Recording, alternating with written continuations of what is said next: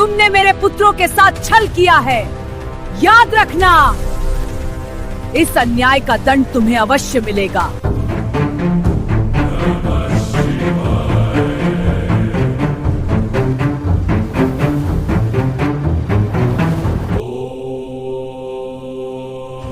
ये उस प्राचीन युग की कथा है जब सृष्टि अपने आरंभिक संतुलन में थी। इसे देव असुर काल कहा जाता है, जो सत्य युग के अंत और त्रेता युग के आरंभ के बीच का समय माना जाता है। उस समय देवता और असुर दोनों ही अस्तित्व में थे और तीनों लोकों के अधिकार के लिए निरंतर संघर्ष कर रहे थे। इसी संघर्ष के बीच दोनों पक्षों ने मिलकर सागर मंथन किया।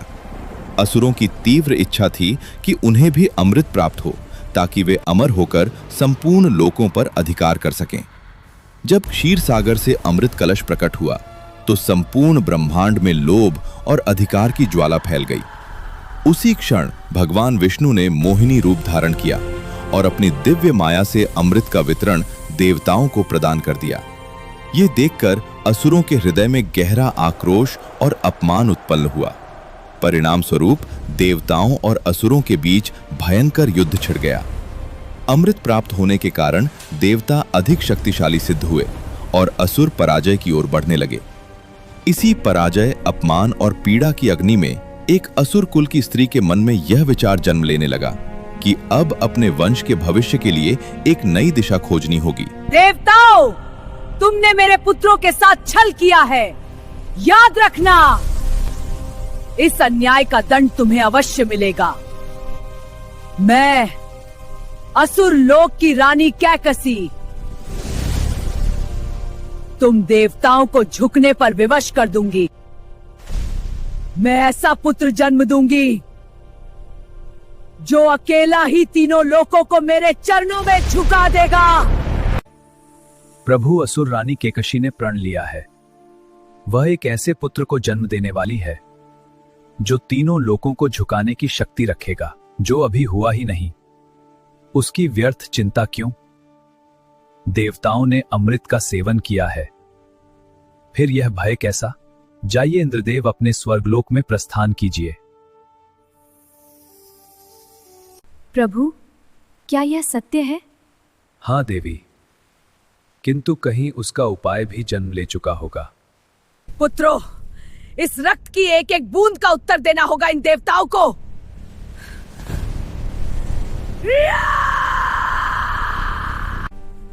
पिताजी, देवताओं ने हमारे साथ छल किया है। मुझे ज्ञात है पुत्री, समय आ गया है। जाओ पुत्री, ऋषि विश्रवा की शरण में जाओ। वही हमें ऐसे पुत्र दे सकते हैं जो हमारे वंश और गौरव को फिर से ऊंचा उठा सकें। ऋषि विश्रवा एक महान ज्ञानी और तपस्वी थे, जिनकी तपस्या का तेज तीनों लोकों में प्रसिद्ध था। उनका एक पुत्र कुबेर, जो देवताओं के धन के संरक्षक माने जाते हैं। उधर असुर लोक की रानी केकशी सुंदरता और बुद्धि से परिपूर्ण अपने भाग्य को बदलने के संकल्प के साथ ऋषि विश्रवा के पास पहुंची। कहो असुर कन्या, मेरी कुटिया में आगमन कैसे हुआ? मुझे आपके चरणों में स्थान दीजिए ऋषिवर। ऋषिवर, मेरे पिता सुमाली आपको कोटि कोटि प्रणाम भेजते हैं। तुम्हारा उद्देश्य क्या है कैकसी? यहाँ आने का कारण बताओ।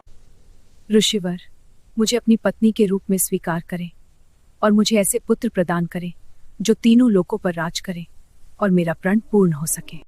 दूर हो जाओ मेरी दृष्टि से, यह संभव नहीं है। मेरी इच्छा पूर्ण कीजिए, अन्यथा मुझे मृत्यु दीजिए। उठो कैकसी,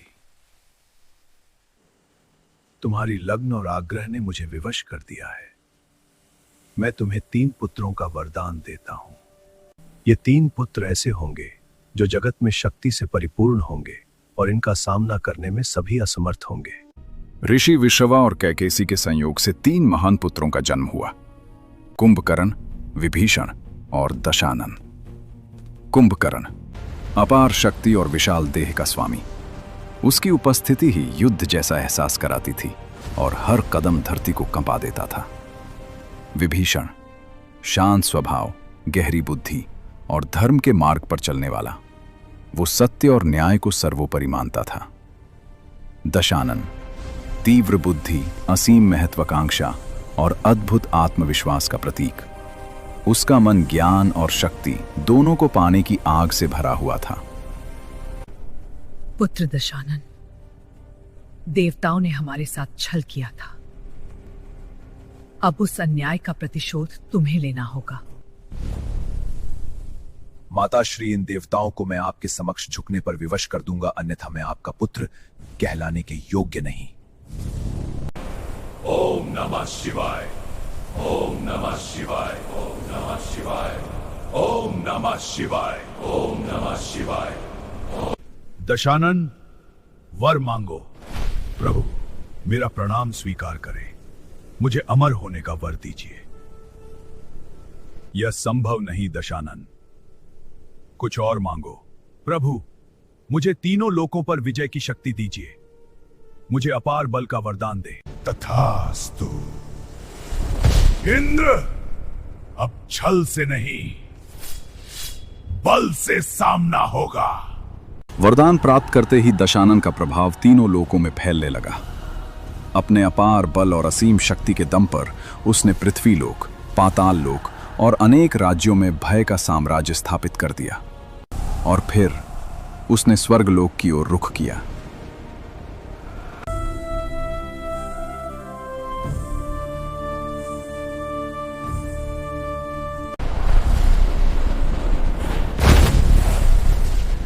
तेरा समय अब समाप्त हुआ है।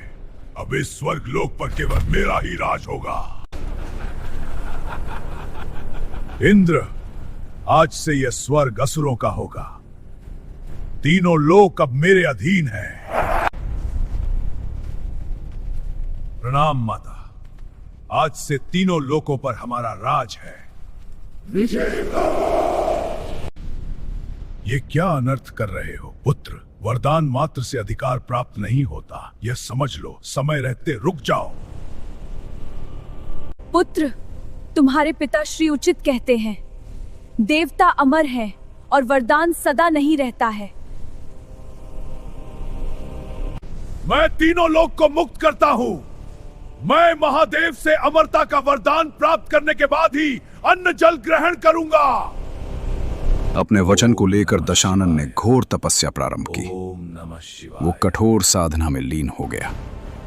आसमान में बादल गरजने लगे, भयंकर तूफान उठने लगे और कंपा देने वाली ठंड फैल गई। दिन बीतते गए, वर्ष बीतते गए, लेकिन दशानन की तपस्या अडिग रही।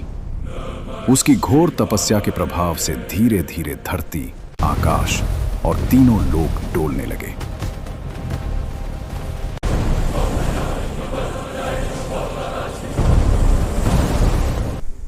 महादेव, महादेव, महादेव, महादेव। शांत हो जाओ दशानन, वर मांगो। हे महादेव, ना असुर ना देव मुझे कोई ना मार सके, वर दीजिए।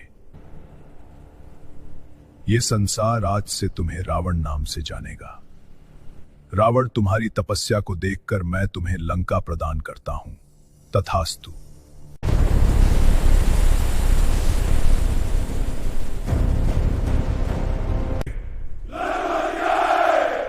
तीनों लोकों का विजेता रावण हूं मैं। काल भी मुझसे डरता है, वो रावण हूं मैं।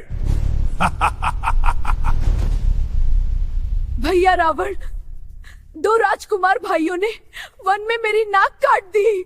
किसकी मृत्यु आई है? किसने किया यह दुस्साहस? सैनिकों, जाओ और उन्हें अभी मेरे सामने बंदी बनाकर लेकर आओ। लक्ष्मण, अपने क्रोध पर नियंत्रण रखो।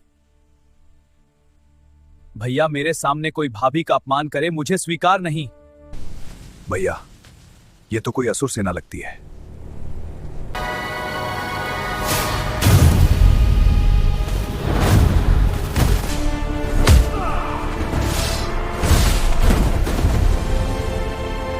बहुत हो चुका। अब उन दोनों राजकुमारों का सामना स्वयं रावण से होगा। सुना है उनके साथ एक अति सुंदरी स्त्री भी है। मैं रावण महादेव का परम भक्त मुझसा न कोई ज्ञानी न कोई शिव भक्त। अब आरंभ होगा परिशोध का महायुद्ध। रावण अपनी शक्ति के अहंकार में यह भूल चुका था कि हर वरदान की भी एक सीमा होती है। सोने की लंका की चकाचौंध ने उसकी दृष्टि को ढक लिया था। वो ज्ञानी था, बलशाली था, महादेव का परम भक्त भी था, किंतु उसके पापों का भार अब इस धरती के लिए असहनीय हो चुका था। इसी अधर्म का अंत करने के लिए भगवान विष्णु ने श्री राम के रूप में अवतार लिया। जब जब धरती पाप से भर जाती है, तब तब भगवान किसी न किसी रूप में अवतार लेकर धर्म की स्थापना करते हैं। लेकिन ये कथा फिर कभी। अगर आपको ये कहानी अच्छी लगी हो तो वीडियो को लाइक करें और ऐसी ही शॉर्ट फिल्म्स के लिए चैनल को सब्सक्राइब करें। जय श्री राम, जय महादेव।